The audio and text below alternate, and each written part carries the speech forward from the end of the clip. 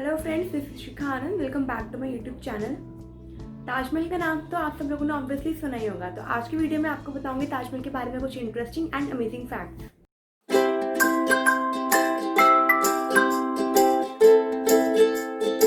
आगरा का ताजमहल भारत की शान और प्रेम का प्रतीक चिन्ह माना जाता है। उत्तर प्रदेश का तीसरा बड़ा जिला आगरा ऐतिहासिक दृष्टि से काफी महत्वपूर्ण है। मुगलों का सबसे पसंदीदा शहर होने के कारण उन्होंने दिल्ली से पहले आगरा को अपनी राजधानी बनाया। सन 1504 में इब्राहिम लोदी ने इस शहर को बसाया था। जिस समय इब्राहिम लोदी ने इस शहर को बसाया था, उस टाइम किसी ने कल्पना भी नहीं की होगी कि पूरे विश्व में आगरा को ताजमहल के कारण जाना जाएगा, जिसे आज भी दुनिया के 7 अजूबों में शुमार किया जाता है। इस इमारत को बनवाने का क्रेडिट 5वें मुगल सम्राट शाहजहां, जो कि काफ़ी छोटी उम्र में ही यानी 1627 में अपने पिता जहांगीर की मृत्यु के बाद गद्दी पर बैठे थे। मुगल बादशाह शाहजहां ने अपनी कुशल रणनीति के चलते सन 1628 से 1658 तक भारत पर शासन किया था। जैसा कि हम सब जानते हैं, शाहजहां ने ताजमहल बनवाने का फैसला अपनी पत्नी मुमताज़ बेगम को हमेशा याद रखने के लिए और अपने प्रेम को अमर रखने के लिए लिया था। मुमताज़ की मृत्यु शाहजहां के 14वें पुत्र को जन्म देते वक्त हो गई थी। मरते वक्त मुमताज़ की आखिरी इच्छा थी कि उनकी याद में एक मकबरा बनाया जाए, इसलिए शाहजहां ने यह फैसला लिया कि वो ताजमहल बनवाएंगे। वैसे तो शाहजहां की कई पत्नियां थीं, लेकिन मुमताज़ बेगम उनकी सबसे प्रिय पत्नी हुआ करती थी। ताजमहल बनवाना शाहजहां के लिए बिल्कुल भी आसान नहीं था। इसको बनवाने के लिए उन्होंने पूरी दुनिया की सबसे बेहतरीन चीज़ें और बेहतरीन कारीगरों का इस्तेमाल किया।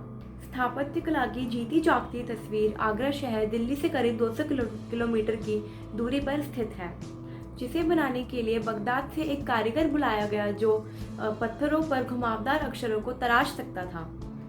इसी तरह बुखारा शहर जो मध्य एशिया में स्थित है, वहाँ से एक कारीगर को बुलाया गया जो संगमरमर के पत्थर पर फूलों की आकृतियां बनाने में दक्ष था।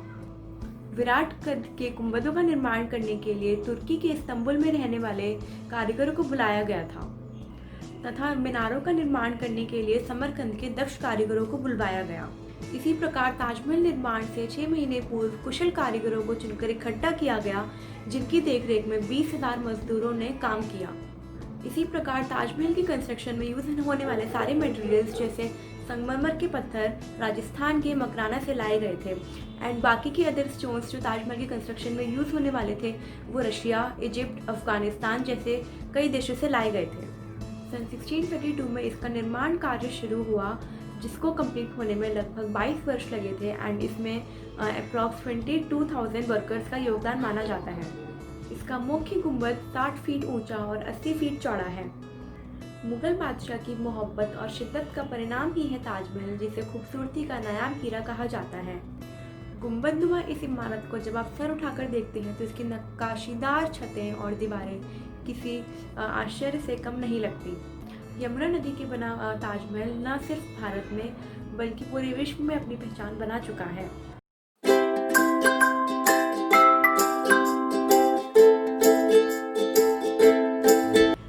इस निशानी को देखने के लिए दूर देशों से हजारों लोग यहाँ आते हैं। ताजमहल प्रत्येक वर्ष 20 से 40 लाख दर्शकों को आकर्षित करता है, जिसमें 2 लाख से ज़्यादा विदेशी लोग होते हैं। सफ़ेद संगमरमर से बने ताजमहल की नक्काशी और मीनाकरी में छोटी छोटी बारीकियों का ध्यान रखा गया है। यही कारण है कि आज भी इतने सालों बाद ताजमहल को देखने के लिए दूर दूर से लोग आते हैं और ये दुनिया के 7 आश्चर्यों में शामिल है।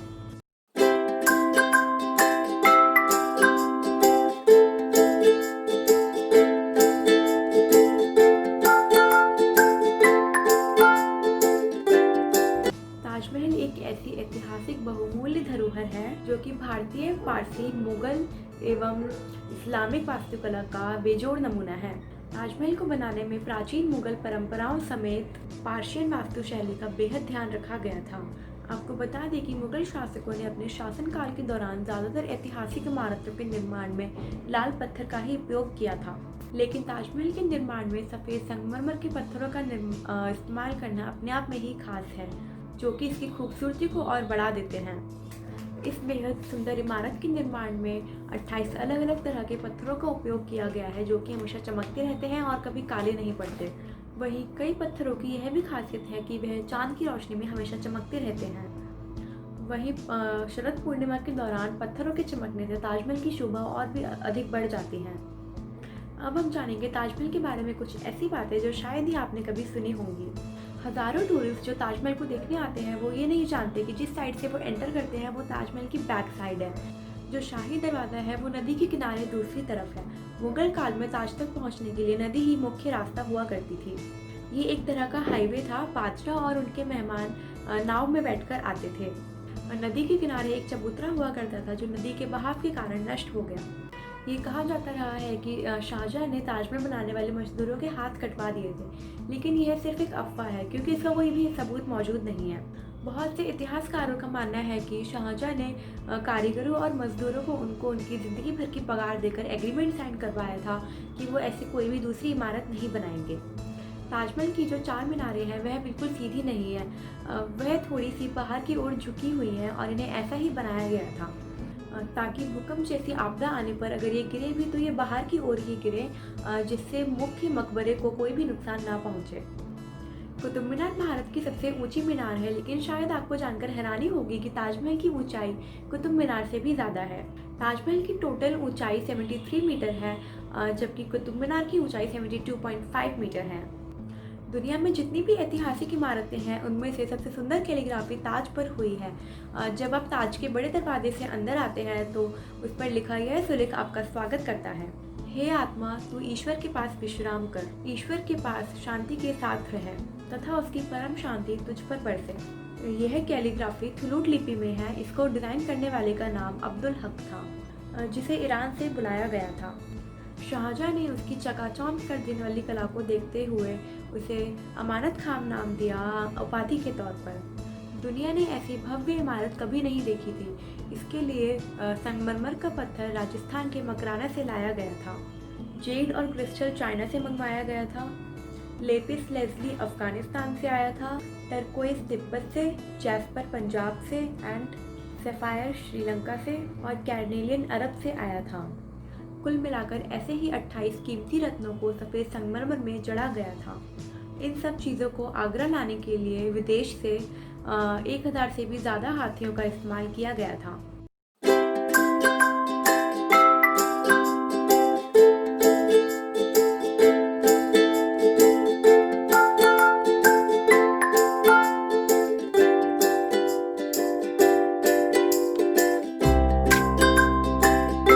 ताजमहल के निर्माण के लिए हर चीज़ को हीरे की तरह परखकर चुना गया था। ताज की दीवारों पर जो नक्काशी है इसकी तकनीक इटली के कारीगरों से सीखी गई थी। उज़्बेकिस्तान के बुखारा से संगमरमर के पत्थर को तराशने वाले कारीगर बुलाए गए थे। ईरान से संगमरमर पर कैलीग्राफी करने वाले कारीगर आए थे और पत्थरों को तराशने के लिए बलूचिस्तान के कारीगरों को बुलाया गया था। 1857 की क्रांति के दौरान अंग्रेज़ों ने ताज को काफ़ी नुकसान पहुंचाया। उन्होंने लेपिस लेज़ली जैसे कई कीमती रत्नों को ताज की दीवारों से खोदकर निकाल लिया था। ताजमहल के मुख्य गुम्बद का जो कलश है किसी ज़माने में वो सोने का हुआ करता था। 19वीं सदी की शुरुआत में सोने के कलश को बदलकर कांसे का कलश लगा दिया गया। दावे के साथ नहीं कहा जा सकता कि ताज का नक्शा किसने तैयार किया था, लेकिन ये कहा जाता है कि 37 लोगों की टीम ने मिलकर ताज के नक्शे को तैयार किया था और ये 37 लोग दुनिया के दूर दूर के कोने से बुलाए गए थे। ताजमहल की नींव बनाते समय बहुत से कुएं खोदे गए। इन कुओं में ईंट पत्थर के साथ साथ अबनूस और महोगनी लकड़ी का इस्तेमाल किया गया। ये कुएं ताज की नींव को मजबूत बनाते हैं। आबनूस और महोगनी की लकड़ियों में ये खासियत होती है कि इन्हें जितनी ज़्यादा नमी मिलेगी उतनी ही फौलाद और मजबूत रहेगी और लकड़ियों को ये नमी ताज के पास बहने वाले यमुना नदी से मिलती है। सन 1653 में जब ताज बनकर तैयार हुआ था तो इसके निर्माण की कीमत करोड़ों में आकी गई थी। उस हिसाब से अगर आज के ज़माने में ताज बनवाया जाए तो इसे बनाने में कम से कम 57 अरब 60 करोड़ रुपए लगेंगे। एक कहानी प्रसिद्ध है कि यमुना नदी के दूसरी तरफ शाहजहां काले संगमरमर के पत्थर से ऐसा ही एक और काला ताजमहल बनवाना चाहते थे। कहा जाता है कि शाहजहां मुमताज़ की तरह अपने लिए भी एक मकबरा बनवाना चाहते थे, लेकिन इससे पहले कि वो काला ताजमहल बनवा पाए उनके पुत्र औरंगज़ेब ने उनको आगरा किले में बंदी बना लिया था। दूसरे विश्व युद्ध के दौरान सरकार ने मकबरे के चारों ओर बांस का घेरा बनाकर एक सुरक्षा कवच तैयार कराया था जिससे कि हवाई हमलों को भ्रमित किया जा सके। एवं जर्मन और जापानी हवाई हमलों से रक्षा की जा सके। 1965 और 1971 के भारत पाकिस्तान युद्ध के समय में भी यही किया गया था। कई देशों में ताजमहल की नकल पर बनी इमारत मौजूद है। चीन, बांग्लादेश, कोलंबिया और ऐसी एक इमारत भारत में भी मौजूद है। बीबी का मकबरा, ये इमारत महाराष्ट्र के औरंगाबाद में मौजूद है। इसे मुगल बादशाह आजम शाह ने अपनी मां दिलरस बानो बेगम की याद में 17वीं सदी के आखिर में बनवाया था। इसे ताजमहल की तर्ज पर बनवाया गया था। इस मकबरे का सिर्फ गुंबद ही संगमरमर का है, बाकी का निर्माण प्लास्टर से करवाया गया था। शाहजहां का सारा ध्यान ताज को एक खूबसूरत रूप देने में ही लगा रहा। इस बीच शाहजहां के बेटे औरंगजेब ने आगरा पर हमला कर अपने पिता को आगरा किला में कैदी बना लिया। शाहजहां से पूछा गया कि वो क्या चाहते हैं, तो उन्होंने कहा कि उनको ऐसी जगह पर बंदी बनाकर रखा जाए जिस जगह से वो ताज को देख सकें।